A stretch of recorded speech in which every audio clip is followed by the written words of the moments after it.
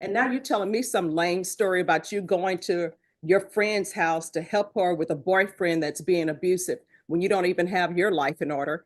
If her boyfriend were being abusive, you would have picked up the phone and called the police. Because witness stated they were listening to music and he heard something that sounded like screaming, so he turned down the music. Witness stated that they heard loud banging and screaming and looked to the incident location and they saw victim one, and victim one is banging on the window and crying. They spoke to the victim. The victim said she was all alone. She was hungry and thirsty. Calling 2024 CR 012173, State versus Estrella Hernandez de Jesus. Could I have parties announced for the record? State. Rick Pena for the state of Texas. Defense. Joseph Appel for the defense. And are you Ms. de Jesus? Yes. Counsel, have you received all discovery?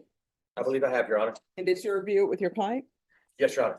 Yes, Your Honor. Did you understand you're charged with the offense of abandoning or endangering the intent to the return? That is a state jail felony. Range of punishment is anywhere from 180 days up to 2 years in the state jail facility and up to $10,000 fine. State any evidence. Yes, Your Honor. At this time, state offers into evidence State's Exhibit 1 with all attachments. No objections from defense, Your Honor. All right, state, you may be excused. Anything you wish to say on behalf of your client? She is 22 years old and she does have these two young children. She is not receiving child support currently. Currently, she's been incarcerated for several months. The children have been placed by CPS with her aunt, Maribel Villegas. And as soon as she gets out, CPS has recommended some programs for her to do some services, which she will, as informed me that she is ready, willing, and more than willing and able to perform. So we've just addressed the recommendation by the DA of no contact with the two complainants, which are her children. She would like to have at least no harmful or injurious contact or possibly some supervised contact, whatever CPS recommends based on her progress with respect to their plan that they have. She does have a plan for employment once she gets out. That'd be to immediately get with some temporary services and agencies until she can find steady, regular employment. Her last such employment was with Toyota 2 years ago. She had to leave that job because of the commitments she had with these two young children. She was unable to be at work all the time because she didn't have sufficient sitters for the children. Her aunt has stepped up and that's who she'll be relying on once she gets out, Judge. All right. So here's my question for you. Why were you not at home with your children on this day? So what happened was I had a friend, she came to the house and she lived on the next block. She was going through it with her boyfriend. She wanted me to go help her pack a bag. She was scared that he was gonna hit her. So it was supposed to be a quick So thing. here's my question. What were you planning on doing if her boyfriend were to show up? Well, he was there, so she was scared. She was scared that he was gonna break everything in the house and hurt her. So I was trying to help her. Like she So felt how you safe. helped her was you left let me make sure my math is right. The offense date is 2024. So you decided, let me go help my friend with her crazy boyfriend and leave children alone who can't even take care of themselves in a house by themselves. And it wasn't just for 2 minutes because Good Talk said that they were thirsty and hungry. So tell me, where does Mr. Adrian Ruiz play into all of this? He was giving me a ride. He was down the street and he came with me. And we took the car. We went right there on San Fernando, which is on the next street. No, because in the police report, people are saying that your car was driving up and down the street. No, Your Honor, it's not my car. That was his car. I was at home all Well, day. the people who were in the car, which was you and this Adrian Ruiz person, were driving up and down the street. That's what it says. I spoke to the witnesses. They stated they were outside in the yard having a barbecue.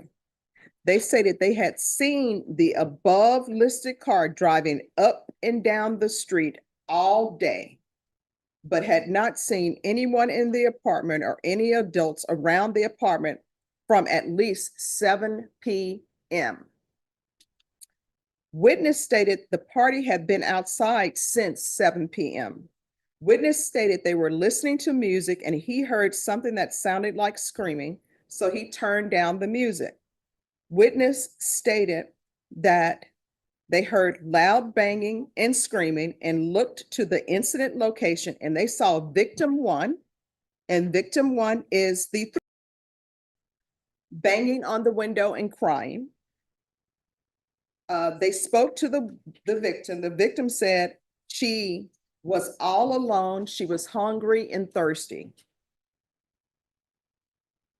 And then the witness went to the front door to try to see if an adult was at home. And the witness stated the front door was wide open, but the screen door was locked. Witness called the victim to the front of the house and had the victim unlock the door. And that's when they arrived on the scene. So that's what I'm reading. So why are you driving up and down the street with Adrian Ruiz, and who is he to you? Is that your boyfriend? Who is he? He's my ex-boyfriend now. All right, so ex-boyfriend now? Was he your ex-boyfriend then? No, All right, so this is my problem. You were with this Adrian Ruiz. Is he the biological father of any of these children? no, So stop with the nonsense. What ended up happening is you are how old? me too. You're 22. You're still acting as though you're out here in the streets single with no children. And what you have done is you put Adrian Ruiz Jr. How old is he? He's 25. He's 25. I guarantee you, he doesn't want to be saddled down with two children. And you're riding up and down the street with this person while you and your other child who's younger than the are at home starving, don't have anything to drink or any food. Did you have food that day? I have food, yes. Did you drink that day? Yes, so did They my didn't. children. Because guess what? These children, some of them drink milk, some may have water, some of them need their diapers changed. I guarantee you their diapers were not changed and their diapers were dirty because the neighbor said that you had not been there and those had been there all day No, by you're- themselves. They weren't there by themselves all day. I was there all day with them. No, they say you were driving up and down the street with your then boyfriend.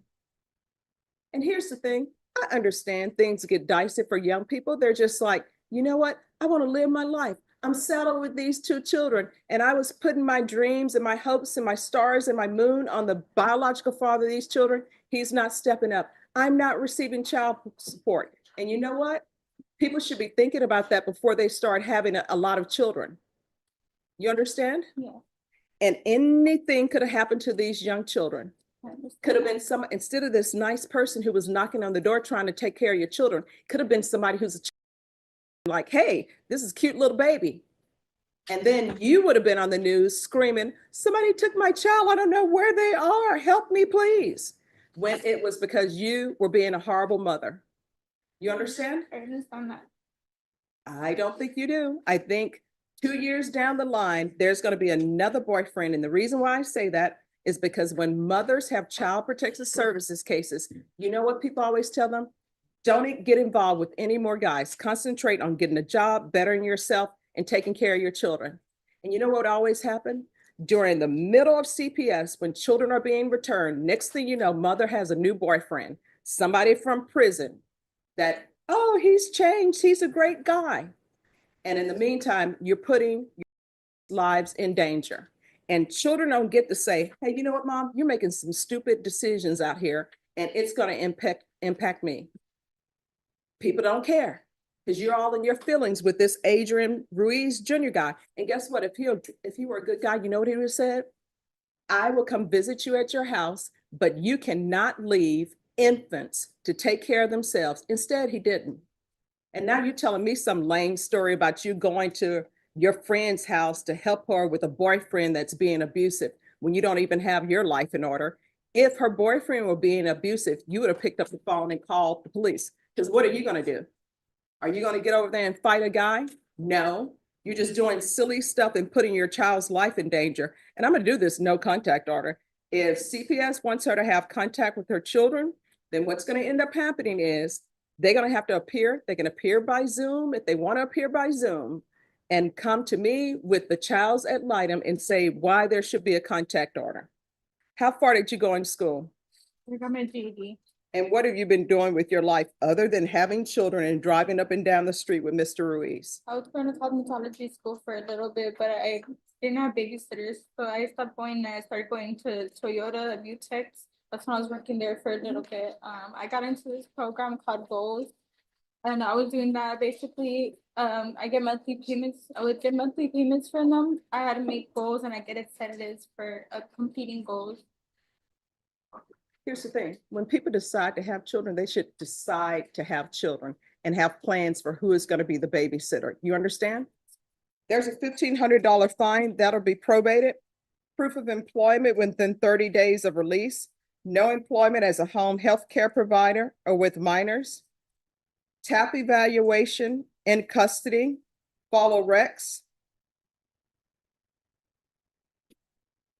There should be regular reporting by Zoom or in person, regular random UAs. There should be no contact with Adrian Ruiz Jr. If I could, if it were legal, I wouldn't let you have any contact with any adult male until you get your life in order and put your children first. But I'm not allowed to do that. So no contact with Adrian Ruiz or the complainants. And it will be 4 years deferred adjudication. Probation, is there anything else? No, Judge. Is there anything else you need from the court to be successful? Here's the thing with CPS cases, if you're not going to put your children first, just let them know and say, you know what, this person can adopt them. I have no intention of putting them first. The man is always going to come first. You understand? Don't waste their time and break their hearts. All right, good luck to you. All right, the court is calling 2025 CR 003690, State versus Mia Ray Herrera. Could I have parties announced? Duffy Pitlar for the state of Texas, Your Honor. John Sanheim for Ms. Herrera. All right, and probation, this is an application. Counsel, have you received all discovery? Did you review it with your client? Yes, Your Honor, I have. Court will find that the state is in compliance with discovery. Ms. Herrera, did you review the application for deferred adjudication with your attorney? Did you understand it? And did you sign it? Yes, ma'am. Did you review the true bill of indictment with your attorney? Did you understand it? Yes, ma'am. Counsel, do you waive the reading of the indictment? We do so waive it. State, are you proceeding on the indictment as presented? Yes, Your Honor. Ms. Herrera, did you review the court admonishments with your attorney? Did you understand it and sign it in all the appropriate places? Yes, ma'am. Did you understand you're charged with evading arrest, detention with a vehicle? That's a third-degree felony. Range of punishment is anywhere from 2 to 10 years in prison and up to a $10,000 fine. All right, after reviewing state's exhibits 1 and attachments, the court will find there is sufficient evidence to find you guilty. The court will defer finding of guilt as you applied for deferred adjudication. Are you proceeding with sentencing? We are, Your Honor. Anything you wish to say on behalf of your client? At this time, no, Your Honor. All right, so why didn't you pull over? I did pull over. No, evading arrest, detention in the vehicle is when officers, ask you to pull over. And they signify this by putting on lights behind your vehicle and asking you to pull over. So the officer in the police report said that he asked you to step out of the vehicle and you took off. And then finally, they end up having to break your window once you pulled over again. So do you not remember this night? No, I pulled over. I just didn't feel safe to get out of my vehicle. Well, no, that's not what the police report says. Have you read the police report? Yes. What it says is, they do the normal, he's driving, he approached your vehicle and gave you the reason for why he was stopping you, asked for your information. You gave him your phone and I copied down our information. I then asked her for insurance. While your window was rolled down, he says there was a very strong odor of marijuana. I told AP I had to return to my vehicle and that I would be back. He contacted his supervisor. And then he gave you more instructions. You refused to follow his instructions. You rolled up your window. He said, hey, I'm going to add more charges. You need to exit the vehicle. You refused and you drove away. I immediately contacted dispatch and informed them of the situation. I returned to my vehicle and started following AP with my emergency red and blue overhead lights and siren on. You continue to travel, and he actually puts in here every street that you pass. And then you finally pull over and he asked you to step out. You didn't. And then he had to draw his weapon. You still wouldn't step out of the vehicle. And he told you, I'm going to have to break this window to get you out of the vehicle. You said, nope, not getting out of my vehicle. And then he ends up having to break your window. So I don't understand what you mean you were not evading. I mean, if you feel as though you're not evading and you want a jury trial, you're welcome to have a jury trial. I'm content with where we're at as far as like, So why didn't you, the officer had pulled you over, he wanted your license, your insurance. Why didn't you remain there, give him all the information? What was going on with you? Were you using drugs? Were you intoxicated? What was going on? I'm trying to figure out so I can set appropriate conditions for your probation. I didn't feel comfortable or safe with the officer. I understand that me driving away was not the best decision. It wasn't the correct decision. And I understand if there's ever a point that I don't feel safe around an officer, that's not the approach to take. I truly just did not feel safe with that All officer. right, and if you're drug tested today, what are the results going to be? And you're going to get drug tested today. I haven't smoked within the past 2 weeks, so it's gonna be positive, I'm assuming, because I don't know how long it takes to get out of your Mhm. system. So the officer was right when he said he smelled marijuana in your vehicle. Now the next thing, do you have any children? No, ma'am. Are you employed? Yes, ma'am. What do you do? I'm a server Where? at Omiya. It's a sushi restaurant. Oh, I'm your sushi. Do you make any of the sushi or you just serve? I serve. Okay. All right, this is what the court is going to do. The court is going to sentence you to 2 years deferred adjudication, regular reporting by Zoom or in person.